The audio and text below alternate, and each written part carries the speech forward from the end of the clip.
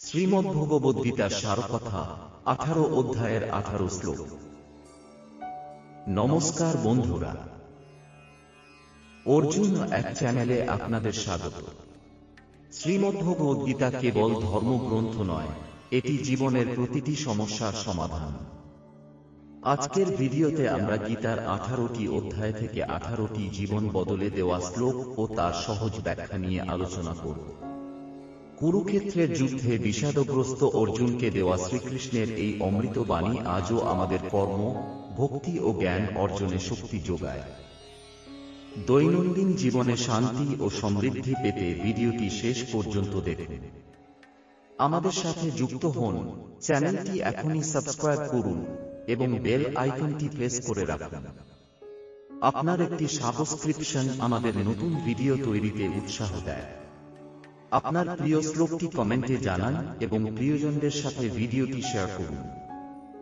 চলুন আর দেরি না করে শ্রীকৃষ্ণের সেই অমূল্য বাণীগুলো জেনে নেওয়া যাক। জয় শ্রীকৃষ্ণ। শ্রীমদ্ভগবদ্গীতা 6ষ্ঠ অধ্যায়, ধ্যান যোগ, মন নিয়ন্ত্রণ ও আত্ম উন্নতির পথ। কুরুক্ষেত্রের যুদ্ধক্ষেত্রে দাঁড়িয়ে একের পর এক গভীর জ্ঞান লাভ করে ক্রমশ স্থির ও দৃঢ় হয়ে উঠছিলেন মহাবীর অর্জুনা। কর্ম, জ্ঞান ও ত্যাগের রহস্য বোঝার পর এবার কৃষ্ণ তাকে এমন এক পথের শিক্ষা দিতে শুরু করলেন যা মানুষের অন্তরের গভীরে নিয়ে যায়, ধ্যান যোগ। প্রকৃত যোগী কে? শ্রীকৃষ্ণ প্রথমেই একটি গুরুত্বপূর্ণ বিষয় পরিষ্কার করলেন। তিনি বললেন, যে ব্যক্তি শুধু বাহ্যিকভাবে কর্ম ত্যাগ করে সে প্রকৃত সন্ন্যাসী নয়। আবার যে ব্যক্তি কর্ম করে কিন্তু তার ফলের প্রতি আসক্ত নয়, সেই প্রকৃত যোগী। অর্থাৎ কর্মের মধ্যেই যোগ রয়েছে, যদি তা নিষ্কামভাবে করা হয়। তিনি আরও বললেন, যে ব্যক্তি নিজের মনকে নিয়ন্ত্রণ করতে পারে সেই প্রকৃত বন্ধু। আর যে নিজের মনকে নিয়ন্ত্রণ করতে পারে না, তার মনই তার সবচেয়ে বড় শত্রু হয়ে ওঠে। মন নিয়ন্ত্রণের গুরুত্ব। এই অধ্যায়ের মূল বিষয় হল মন নিয়ন্ত্রণ। শ্রীকৃষ্ণ বলেন, মানুষের মন অত্যন্ত চঞ্চল, অস্থির এবং শক্তিশালী। এটি মানুষকে সহজেই বিভ্রান্ত করতে পারে। কিন্তু নিয়মিত অনুশীলন, অভ্যাস এবং বৈরাগ্যের মাধ্যমে মনকে ধীরে ধীরে নিয়ন্ত্রণ করা যায়। যে ব্যক্তি নিজের মনকে জয় করতে পারে সে শীত গ্রীষ্ম, সুখ দুঃখ, মান অপমান সবকিছুর ঊর্ধ্বে উঠে যায়। ধ্যানের সঠিক পদ্ধতি। এরপর শ্রীকৃষ্ণ ধ্যান করার সঠিক পদ্ধতি ব্যাখ্যা করলেন। তিনি বললেন, একটি শান্ত ও পবিত্র স্থানে বসতে হবে। আসন খুব বেশি উঁচু বা নিচু হওয়া উচিত নয়। শরীর, মাথা ও গলা সোজা রাখতে হবে। মনকে একাগ্র করে ঈশ্বরের উপর স্থাপন করতে হবে। ধ্যান করার সময় ইন্দ্রিয়গুলোকে নিয়ন্ত্রণ করতে হবে এবং মনকে বাহ্যিক বিষয় থেকে সরিয়ে নিজের অন্তরের দিকে নিয়ে যেতে হবে। এইভাবে ধ্যানের মাধ্যমে মানুষ নিজের আত্মার সঙ্গে সংযোগ স্থাপন করতে পারে। সংযমের প্রয়োজন। শ্রীকৃষ্ণ বলেন, ধ্যান সফল করার জন্য জীবনে সংযম থাকা অত্যন্ত জরুরি। তিনি বলেন, অতিরিক্ত খাওয়া বা না খাওয়া দুটি ঠিক নয়। অতিরিক্ত ঘুম বা কম ঘুম দুটি ক্ষতিকর। কাজ ও বিশ্রামের মধ্যে সঠিক ভারসাম্য রাখতে হবে। যে ব্যক্তি জীবনে সংযম বজায় রাখে তার পক্ষে ধ্যান করা সহজ হয়। ধ্যানের ফল। যে ব্যক্তি নিয়মিত ধ্যান করে এবং মনকে নিয়ন্ত্রণে রাখে সে গভীর শান্তি লাভ করে।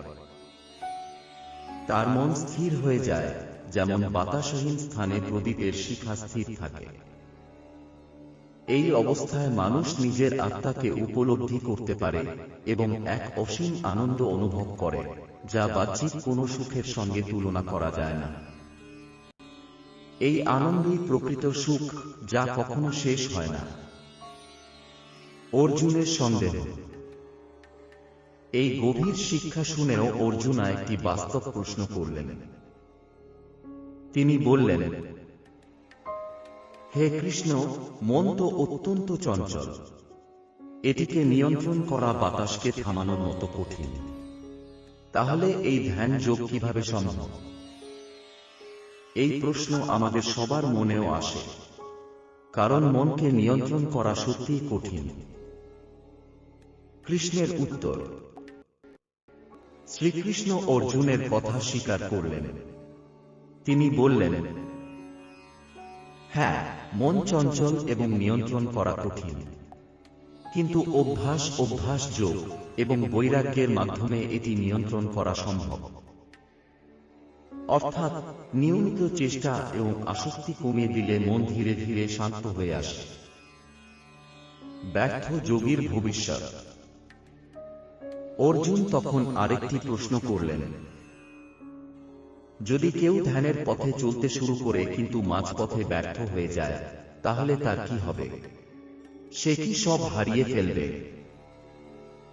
এই প্রশ্নের উত্তরে শ্রীকৃষ্ণ আশ্বাস দিয়ে বললেন, যে ব্যক্তি সৎ পথে চলতে শুরু করে তার কখনোই ক্ষতি হয় না। যদি সে এই জীবনে সম্পূর্ণ সফল নাও হয়, তবুও তার প্রচেষ্টা বৃথা যায় না। সে পরবর্তী জন্মে আবার সেই পথ থেকে শুরু করার সুযোগ পায়। অর্থাৎ ভালো কাজ কখনো নষ্ট হয় না। সর্বোচ্চ যোগী। অধ্যায়ের শেষে শ্রীকৃষ্ণ একটি গুরুত্বপূর্ণ সিদ্ধান্ত জানালেন। তিনি বললেন,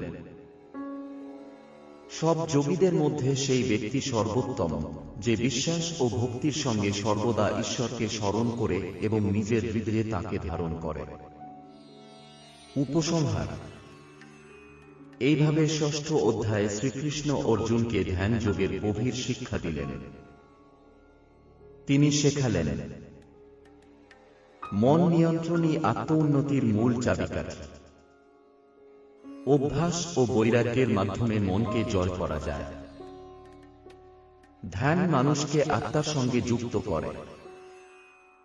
সংযম ও নিয়মিত জীবন ধ্যানকে সহজ করে এবং ভক্তির মাধ্যমে মানুষ সর্বোচ্চ অবস্থায় পৌঁছাতে পারে। এই শিক্ষা শুনে অর্জুনের মনে আরো আত্মবিশ্বাস জন্ম নিল। তিনি বুঝতে পারলেন, মনকে জয় করলেই জীবনের সব বাধা অতিক্রম করা সম্ভব। এইভাবেই ভগবদ্গীতার শিক্ষা ধীরে ধীরে আরো গভীর হতে থাকে এবং কৃষ্ণ অর্জুনকে আত্মজ্ঞান ও মুক্তির সর্বোচ্চ পথে এগিয়ে নিয়ে যেতে থাকেন।